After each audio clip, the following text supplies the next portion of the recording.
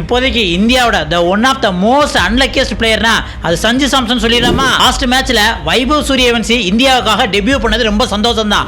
ஆனா இன்னொரு பக்கம் அதுக்காக சஞ்சு சாம்சனை டிராப் பண்ணது மனசுக்கு ரொம்ப கஷ்டமாவே இருக்கு. இந்தியாவோட ஒட்டுமொத்த கேரியரை எடுத்து பார்த்தோம்னா Sanju Samson one of the most unluckiest person தான் சொல்லலாம். சஞ்சு சாம்சனோட இதுவரை அவரோட கேரியர் முழுக்க ஒரு விஷயத்தை நம்மளால கண்டினியூஸா பார்க்க முடியுது. மற்ற வீரர்கள் தொடர்ந்து சரியா ஆடாட்டாலும் வாய்ப்புகள் தரப்படுது. ஆனா நம்ம சஞ்சு சாம்சனுக்கு 1 அல்லது 2 மேட்ச் சரியா ஆடலனா உடனே அடுத்த சீரிஸே டிராப் பண்ணிடுறாங்க. அதான் லாஸ்ட் மேட்ச்ல வைபவ் சூரியவன்சி ஆட வேண்டிய அப்படின்னு நிலைமை வந்தப்ப டைரக்டா சஞ்சு சாம்சனை தூக்கிட்டாங்க. இப்ப சொல்ல போற சஞ்சு சாம்சனை பத்திய ஸ்டாட்டிஸ்டிக்ஸ் கிரிக்கெட் ரசிகர்களுக்கு பெரிய அதிர்ச்சியை தரும். ஏன்னா சஞ்சு சாம்சன் 2015ல இந்தியாவுக்காக அறிமுகம் ஆனதிலிருந்து மொத்தமே 80 மேட்ச் தான் விளையாண்டுருக்காப்ல.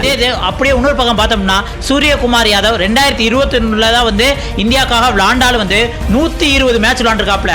அதே ஸ்ரேயஸ் ஐயர் 2017ல இருந்து விளையாண்டாலும் 140 மேட்ச் விளையாண்டுருக்காப்ல.